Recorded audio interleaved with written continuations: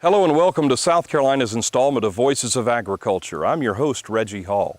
Today we'll talk about nursery, landscaping, and floriculture in South Carolina. It's our second largest cash commodity, second only to broilers in South Carolina. We're coming to you today from Mepkin Abbey, a Trappist monastery in South Carolina's low country, near the coast, near Charleston, South Carolina. We'll talk to the monks about some interesting ways they're involved in agriculture. Plus, we'll go to a traditional nursery. We'll meet our outstanding farmer in the field. We'll have our regular cooking segment. And as always, we'll feature palmetto portraits. All that and more coming up.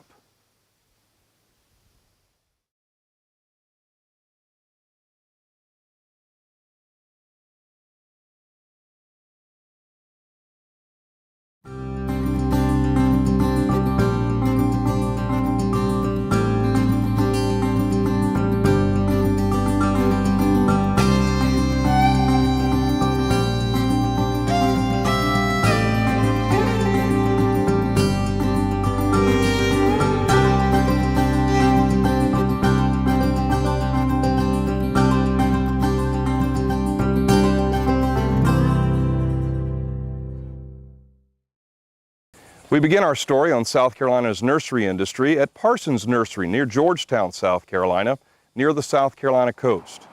It's a traditional family-run organization started in 1959. And while traditional in most ways, they're keeping up with the times by practicing conservation measures here at the nursery.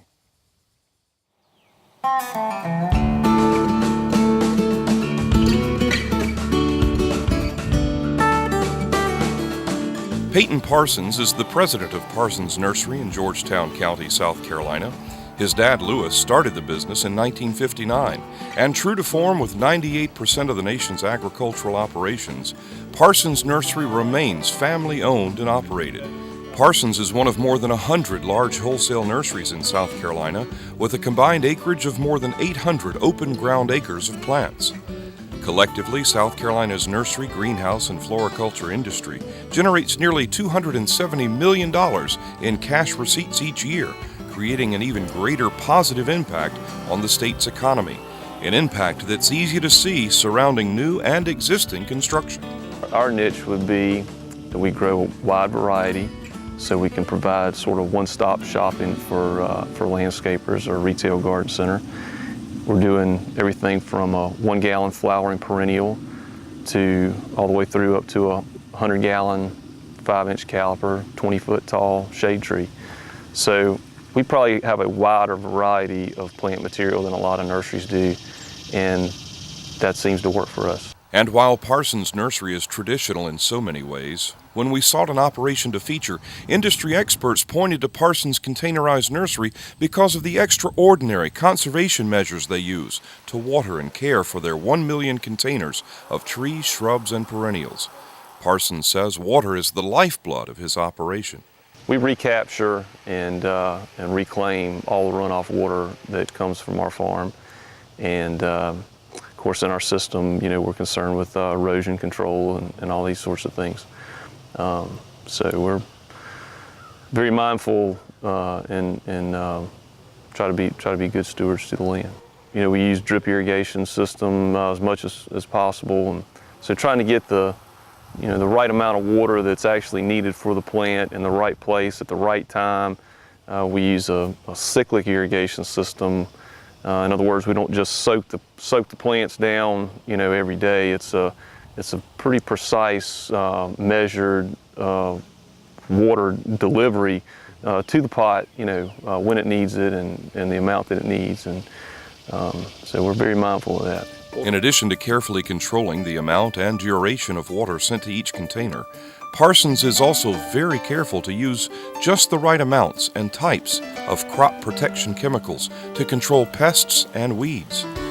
Parsons says it costs a little extra to use slow-release fertilizers and to apply the products by hand, but it's worth it if the result is a better plant and a better, safer, and cleaner environment. Parsons uses only surface water drawn from several farm ponds, which collect the minimal runoff from the nursery before the water is drawn and recycled back to the plants.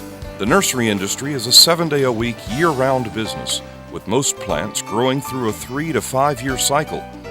Almost all of Parson's plants begin as cuttings rooted from existing stock, which are nurtured in climate-controlled greenhouses before they're transplanted to larger containers big enough to withstand the outside elements of Mother Nature, a process that can take up to 5 years for some varieties. Unlike other segments of traditional agriculture that use machines to plant and harvest commodities, the nursery industry is labor-intensive, where harvest is done one pot at a time. Very labor-intensive agricultural industry, and we're struggling with that as an industry. The agricultural guest worker programs don't work well in the present form, and so we're really struggling with a dependable legal workforce. Even the taller trees and shrubs are meticulously pruned by hand to ensure a uniform look for matched sets of plants. Care is taken to prune just the right limbs from the right locations on the plants, an important asset, especially when plants are purchased in bulk. For more information on Parson's Nursery, find them on the web at parsonsnursery.com.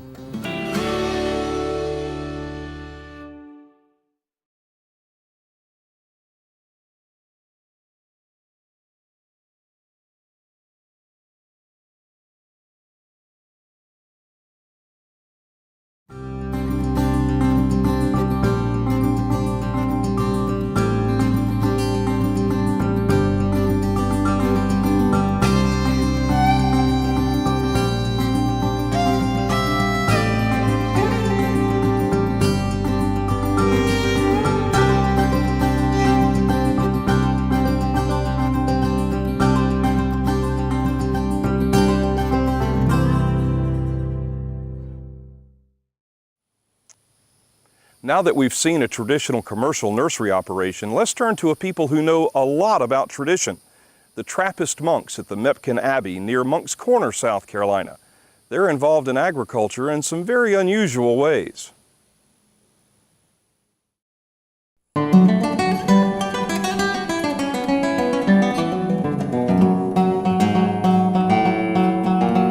Before we talk about the agricultural ventures of Mepkin Abbey, it's worth sharing a little of the historical background of Mepkin and the Trappist lifestyle. The Mepkin plantation was originally the estate of several historic South Carolina families, dating back to the original 1681 proprietary grant to the Colleton brothers, sons of one of the original lords of proprietors in this new world. The property, a rice plantation along the banks of the West Branch of the Cooper River, was sold to another colonial leader, Henry Lawrence, in 1762, and eventually the property wound up in the hands of Time, Life, and Fortune magazine magnates Henry and Claire Booth Luce, who commissioned and built an extensive landscape garden. In 1949, the Luce family donated 3,100 acres of the estate to the Roman Catholic Church for use as a Trappist monastery. Trappist practices date back to the year 1098 as the Order of Cistercians of the Strict Observance. Each morning at Mepkin Abbey begins at 3 o'clock and consists of 5 hours of prayer, songs, and meditation. There are 7 worship services each day. While the monks do converse, they revere silence, brotherly love, communal life, prayer, and work. In fact, work is one of the most important aspects of monastic life, only after prayer and meditation. Their vows mandate a life of self-sufficiency, poverty, and chastity.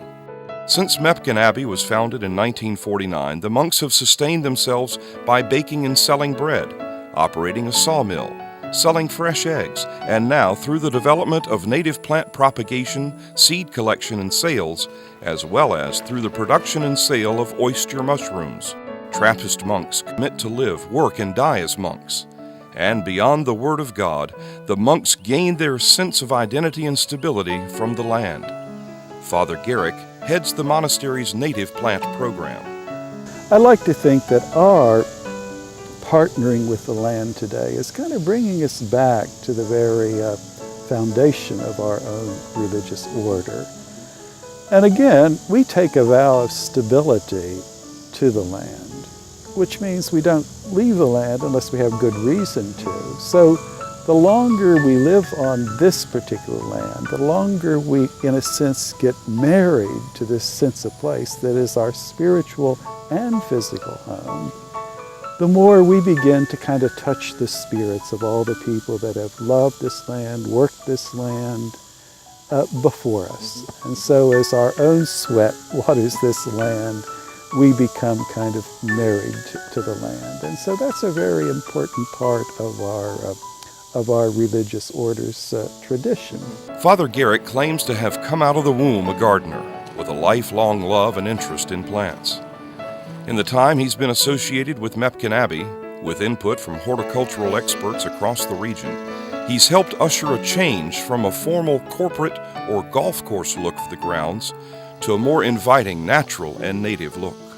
I developed a passion for growing them. So all these exotic plants that I used to fuss over and worry about have kind of left me. So I have gone completely native these days. These may just look like weeds to the ordinary person, but more than they know it, these plants identify a sense of place for them. They're extremely interesting to visitors, and they kind of define home for natives more than they realize at times. So the question I ask frequently is, how do we know who we are if we don't know where we are? And the plant and fauna of the area help us identify where we are. So we find that's a good reason to be growing native plants. With more than 150 native plant species identified growing on the grounds of Mepkin, the Native Plant Project provides a sense of place and purpose for the monks, as well as for the local monastic supporters or volunteers who visit from time to time to help water, repot, weed, and collect seeds from the collection. Some plants are shipped to the Abbey gift shop and to a local nursery and garden center for sale as Mepkin Abbey plants. But Father Garrick hopes to produce enough plant stock one day so the Abbey can supply wholesalers like Parson's Nursery in nearby Georgetown County. And while the project may grow into another financial support center for the Abbey, Father Garrick says the Native Plant Project has a larger, greater purpose. The more we study native plants in their own environment, we become much more appreciative of the ecosystem within which they are growing and the interconnectedness and how they support one another to grow and to foster and survive. And more, that becomes a model for us, I think, in our present day. As we begin to run out of oil, as we begin to experience collapse of climate, etc., nature, I think, can be a way of teaching us how to live in a different way. One new business that's already up and running at Mepkin Abbey is the production of white, golden, and pink oyster mushrooms. A couple of years ago, when the monks transitioned away from their longtime egg production, they explored more than 100 other ventures. Brother John oversees the mushroom operation. We want it to be something close to the earth, land-friendly, farm, identified with the farm type of thing. And so that's the reason why we went into mushrooms. We wanted to be good custodians of the earth. There's a long tradition of that in our history, tending the land and taking care of what's been provided for us and be good stewards of the land. Brother John says it takes about 8 people to keep the mushroom business going, with great emphasis given to quality control, careful harvesting, packing, and shipping. There's an awful lot of quality control that's needed, water, temperatures, climate, humidity, and cleanliness of the place. So we've learned all that. The mushrooms grow outside plastic bags filled with straw, cottonseed hulls, and other materials that are injected with mushroom spores. The bags hang from ceilings or reefer containers or walk-in coolers that are climate controlled for humidity and temperature. It generally takes 14 days for the mushroom spores to grow large enough to harvest. Production began about a year ago, and the monks hope to expand their production to meet the growing demand by adding additional containers and other mushroom varieties. The organic mushrooms are shipped to local grocery stores and Charleston area restaurants. Each box contains one of several oyster mushroom recipes developed and tested by Father Joe in the Mepkin Abbey kitchen. And true to their calling to be good stewards and self-sufficient, Mepkin's business enterprise does not end with the harvested mushrooms. About every 90 days, the plastic straw-filled bags are removed from the reefer containers and taken to the compost shed, where the monks blend the mushroom medium with other inert ingredients and bag compost, which they sell under the brand Earth Healer. For more information about Mepkin Abbey's mushroom production, or to request information about their native plant project or gardens, or to donate to their cause, log on to their website, mepkinabbey.org.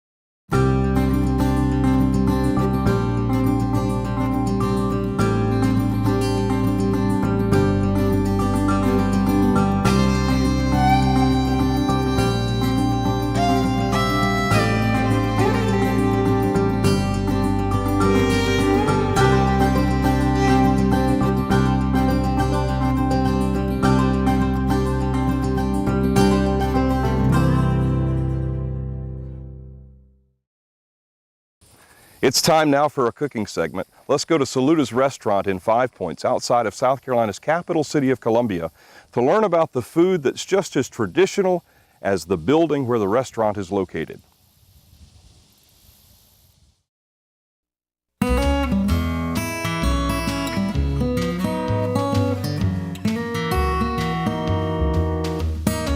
What once stood as the largest VFW club after World War I is now Saluta's restaurant in Columbia's 5 Points district, not far from the U.S. Army's historic training base, Fort Jackson.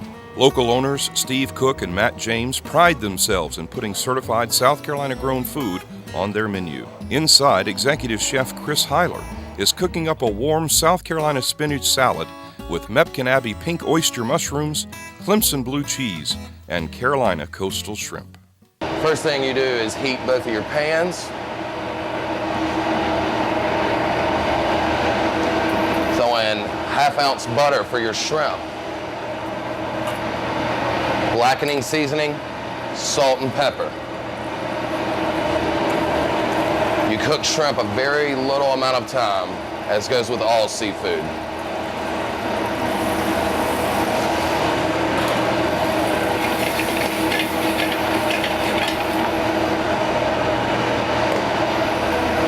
Mushrooms, just a little bit of oil,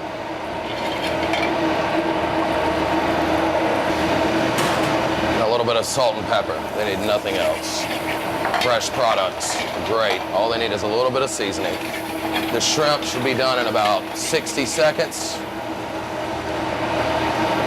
and the mushrooms don't take long at all. At this point, we bring up the dressing for the salad. And all that is lemons, limes, pineapple, grapefruit, a little bit of rice wine vinegar, oil, some honey, and a little bit of cayenne pepper. All this stuff's about ready.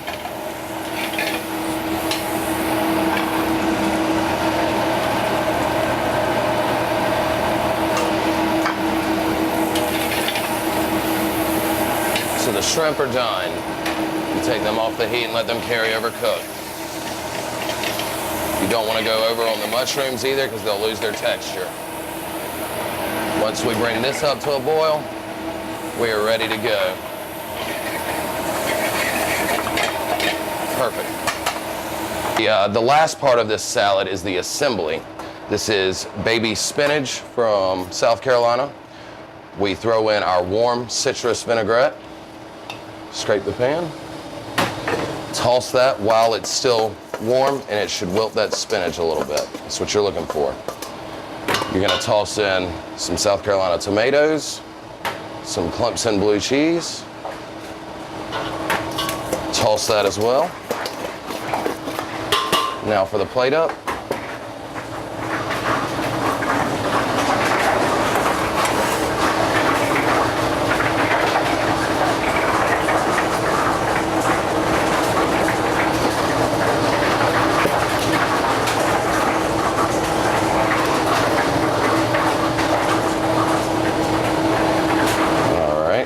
Plenty in there.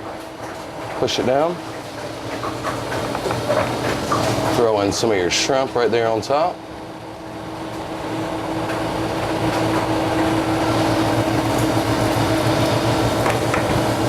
And your oyster mushrooms around the salad. Got a little dirty there.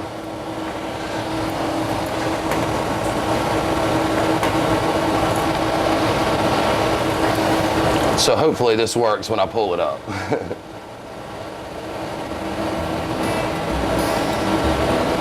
And it did. And that is your South Carolina shrimp and wilted spinach salad with South Carolina oyster mushrooms.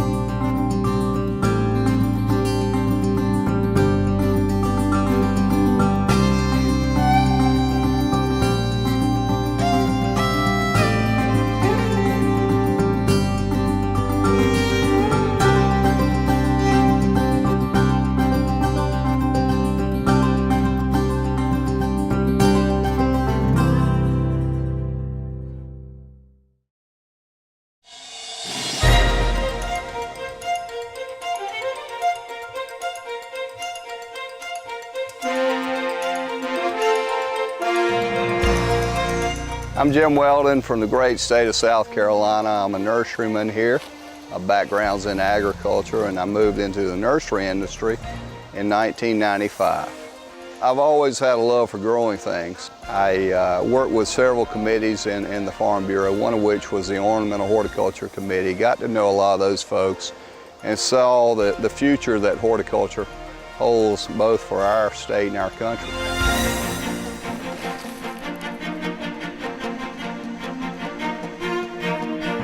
As you can see, we're under a canopy of trees. We're growing hosta. Hosta is the #1 perennial sold in the United States. And we're utilizing this high canopy of white oaks, and as well as his irrigation equipment to grow a good crop.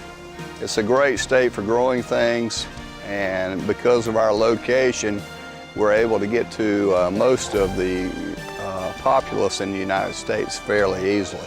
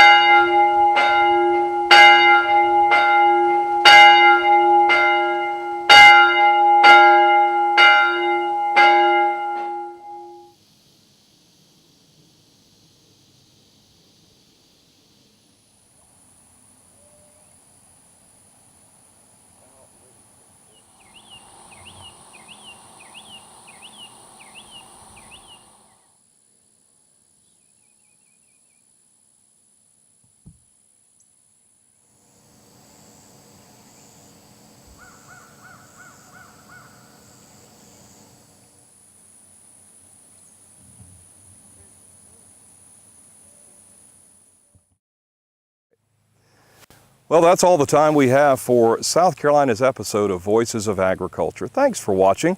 We hope we've enlightened you a little bit about the nursery landscape and floriculture industry in South Carolina in some pretty unique ways. We've also met a farmer outstanding in the field, had our regular cooking segment, and of course we hope you enjoyed, as always, our Palmetto portraits. If you're interested about any of these topics, we invite you to find us on the web, www.scfb.org. Find out more about what we do at South Carolina Farm Bureau through Voices of Agriculture and our other programs. For now, I'm Reggie Hall, your host. Good night.